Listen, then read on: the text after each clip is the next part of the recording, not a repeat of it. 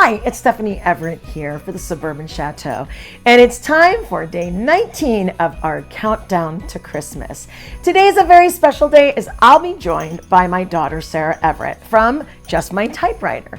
And she's going to be sharing with me how I can use my typewriter in order to put my addresses on my Christmas cards, and how simple it is to use your typewriter. I just thought this would be a great way to show the folks that I'm sending cards to that I really value them, and I'm happy to put a little time into addressing their Christmas cards. I love to do calligraphy inside cards, but normally up to this point I've always printed out a label on my computer. Well, this year I have this awesome typewriter and we're going to try to do that for our Christmas cards. So stay tuned for day 19 of the countdown to Christmas, and we're going to be joined by Sarah Everett from Just My Typewriter. Hey, it's Stephanie Everett from the Suburban Chateau, and today I'm really excited to talk all things typewriter with my co-host today, Sarah Everett, my oldest daughter. And you may recognize Sarah from Just My Typewriter, which is a very successful YouTube channel. And we're really excited to be here together. And I need some help from Sarah because I'm going to do something that is a little bit different. I'm going to go from high tech, the iPad, to low tech, which is I'm going to put all my addresses on my Christmas cards using my typewriter that Sarah refurbished for me. It's a Royal Futura 600, and she says it's from the 1960s. And I really love it, but I need to get used to it and get a little practice on it. And I'm going to ask Sarah for a little bit of help with that today. So thank you for joining me. Yeah. Now, Sarah, I understand that there's a big resurgence in the interest in typewriters. And I don't know if it's the pandemic or what has sparked this, but tell me a little bit about it and how you fit into it, because Sure. you're in the middle of it. So typewriters, there was a documentary released in about 2016, 2017 called California Typewriter, and it featured a lot of famous people, Tom Hanks, John Mayer, a few authors. A lot of people have gone to using typewriters for their first drafts of things, or use them to kind of put a more personal touch on a letter that you might write to someone. I actually sold about 8 typewriters as Christmas presents this year. So there's been this strange resurgence, especially in our local area, of people looking for analog technology to give to people for Christmas. There's a little bit of a popularity around it. During the pandemic, a lot of people were home and they were looking to get into other ways to communicate with people. There's something very different about sending an email and sending a hand-typed letter. So there is kind of that idea of using a typewriter as a more like homespun way of communicating with people. It seems to have a little bit more thought to it than like a digital piece of communication. So they definitely seem to have come back in some kind of popularity. There's also the collector circuit, which are looking for specific makes and models and refurbishing machines. But it's just like a one-off nostalgic item. A lot of people seem to be getting into typewriters for kind of the kitschiness of it. Like, it's cool to have one on your bookshelf, and if you want to write a birthday card to somebody once a year, or your Christmas cards, it's a nice way to add that personal touch to it without, having to go out and buy a letterpress and make your own handmade cards. It's kind of adding that personalization to something that personalization is kind of left with the digital technology that's out there. I think that's exactly what I'm looking to do. For many years, I've just, spun out some labels off the computer, and I really want to show that I maybe care a little bit more and put a little more thought into it by hand typing each address. And it looks different on the envelope. When you get an envelope from somebody with a Christmas card and you've just got the labels that they stick onto it versus a hand typed, it looks typed on the envelope. It just looks different. So it sticks out in your mailbox a little bit. Just like if you were getting a letter from someone in your family, you hand write the address label in the front. That draws your attention more than something like a digitally printed would. Cool. All right, so that's really, really exciting, and you're getting a lot of people interested in it, just yourself. And if you want to check out Sarah's YouTube, I'll make sure to put a link in the description, and you guys can check it out. And she's very smart and savvy, and it's a wonderful YouTube channel, so I'm sure you'll really enjoy it. So today, Sarah, I was hoping you'd show me how I exactly line up my Christmas cards in the typewriter, and I know there's that my typewriter has a little guide that can help me with that. And that would make it a lot easier, and they won't be sideways. And so if you could show me step by step how to do it so that it looks correct. Yeah. All right, that's awesome. Thanks. Okay. So here is my envelope. Okay, so with a standard envelope, the thing you want to think about is what side are you typing on? And you want to type on the side that has the flat part, not the flap to the back of it. So when you're putting it in the typewriter, you actually want to face that part away from you, because what the typewriter does is it rolls it through opposite of you. So you want to put the part that you want to type on away from you and stick it into the back here of the typewriter. And you want to do that upside down, because the part that you will be typing on is going to pop up first when it rolls through. Does it need to be lined up with anything? Technically, it doesn't have to be. Your typewriter will have margins on it, just like on your Word document. You can use things like a paper guide. Almost all typewriters, unless they're an ultra portable, will have a paper guide. And what that does is it just says, here's the end of the line, and it straightens it up for you. So if you line up with the edge of this paper guide right here, you should be fine. Then you're going to roll it through. Okay. I'm going to mess this up. It's okay. We can fix it. If it gets crooked, we can fix it.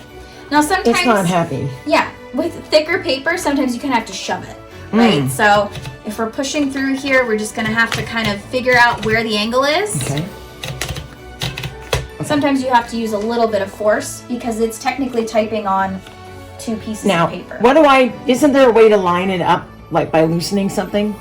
Yes. So if you wanted to release underneath the platen, I feel like it's out of is order. another set of rollers. Okay. So what those rollers do is it keeps it in place. To lower those rollers to allow you to adjust it a little bit, you're actually going to use a gauge that should release that. And I'm upside down, so I'm like trying to figure out where it is. This is the...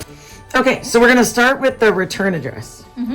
Okay, so I'm going to get it, but I want the rollers to be here. So when you're doing a return address, this is actually a really great use of an additional feature on some typewriters. Not all typewriters have this, but this is a card holder. So this would have been used for like index cards, library index cards, when they're smaller and they don't always necessarily fit under this. So if you were going to do your return address and you had to have it here where it's not going to be necessarily under the rollers, there's this great little tool on some of them you can flip up, and what this does is a card holder, it'll hold that paper flat for you as you're typing, so you don't even have to worry about having it under the rollers because this will hold the paper for you. Okay, so let's try that.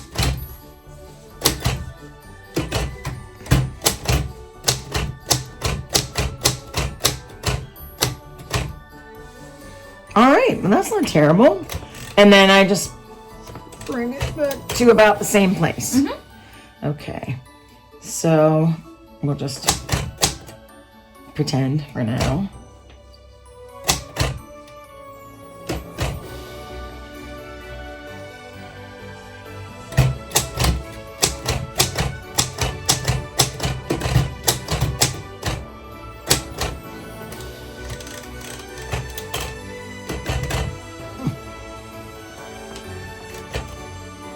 What are you trying to do? Line it up.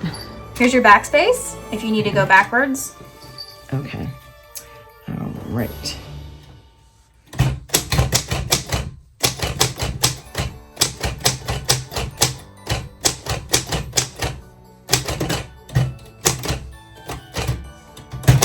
Oops. Oh well.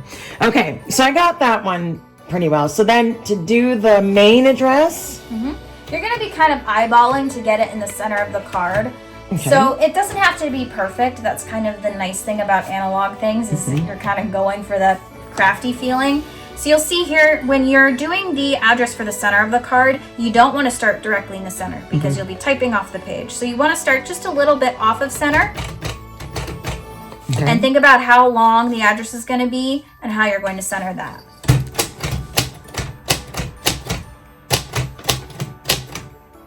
Oh no. Did we break it? No, we just have the lock going off. Oh. Okay, we're back in action here. We got a little stuck there, but now we're good. Wait, let's go. Where's my backspace? Backspace. Okay. And I'm just kind of showing this, just to show, I'm not actually putting real addresses, but we're just showing what it can look like. How do you do apostrophe? Oh, I missed it.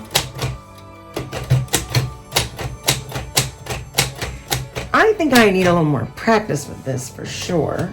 Well, it also brings up a few good points on like how do you use a typewriter to do something like addresses, because sometimes you're not going to have a 1 on your keyboard. So that's where you would use something like a lowercase l is also a 1, or your apostrophe is a shift move on your number row. So when you're doing something like this, and it's a little bit more high stakes because you want it to get sent to the right person, it's probably a good idea to test them out a couple times before you go and do your actual address labels and get a little bit more comfortable with your machine, understand how it works. There is no question. When I looked down and didn't see a 1, I thought I was in big trouble. Yeah, and those are things that if you've never used a typewriter before or it's been a while, you might not remember. Remind me again, just for everybody who, if you would pick up your typewriter, how do I do exclamation point? Because that one gets me every time. So it's a period. Okay. And then you hit backspace. And then shift 8. So you're basically using a period and an apostrophe to kind of construct your exclamation point. Now, some typewriters that are later models will actually have a 1 key that also has the exclamation on it. So tell me a little bit more about this typewriter. It's a manual typewriter. Yep. It's a portable typewriter? Yeah, so this would be a portable typewriter. Portable typewriters are ones that come with cases. Portable typewriters are usually about 22 pounds. This specific machine is from the Royal Futura line from the 1960s. Now, a lot of typewriter manufacturers made the expensive one, the medium one, and the budget-friendly one. Your typewriter is the medium one. Okay. So in this specific line, they had the Futura 800, the Futura 600, and then the budget-friendly model was the Futura 400. And the differences here would be the number of keys on your keyboard. So Futura 800 might have a 1 key with an exclamation point. They might also have some extra levers on there, 2 card holders instead of 1. And the Futura 400 would have even fewer keys than this and fewer different functionalities. This is actually one of my favorite models of typewriters for one very specific reason. And it's that when you hit this button in the front, it quick releases your case topper. Fancy. And I think that's a really cool function of it just because it's spring loaded and not a lot of typewriters. I want to try it. Boop. Isn't that fun? Yeah, that's fun.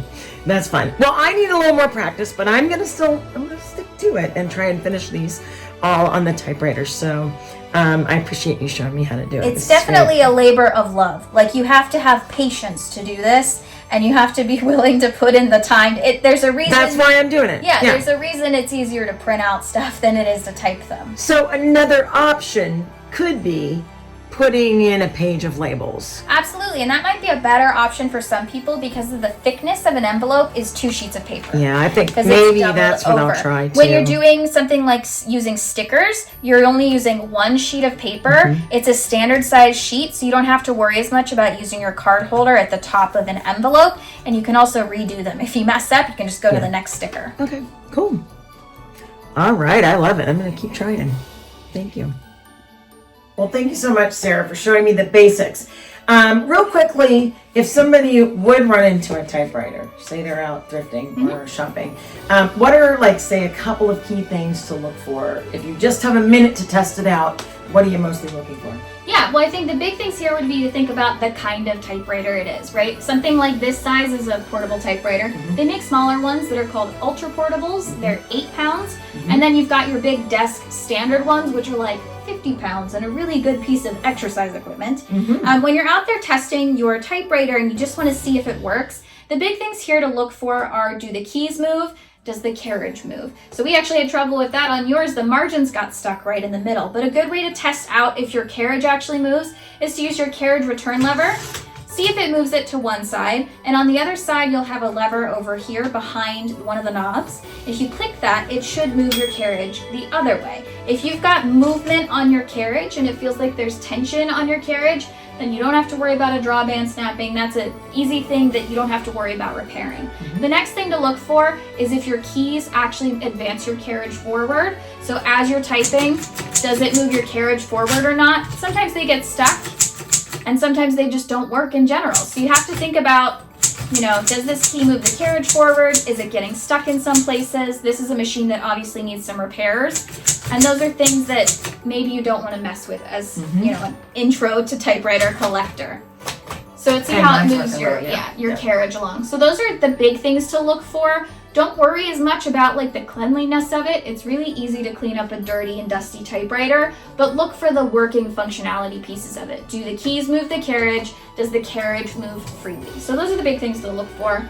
Portables will come with cases, big ones don't, and the tiny little 8-pounder ones come with very tiny cases.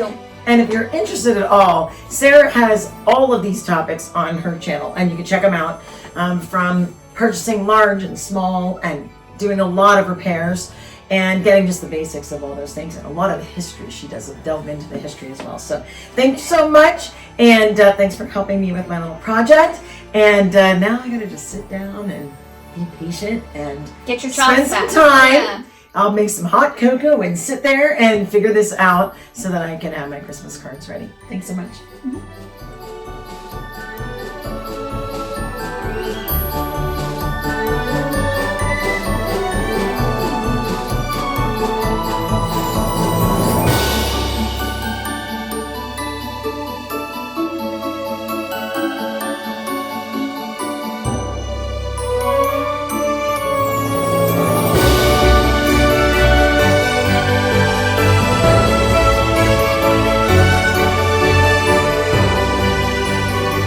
Thanks so much for watching day 19 of our countdown to Christmas here from the Suburban Chateau. Join us as we get closer to the big day, and there's several more videos coming up before we get to Christmas.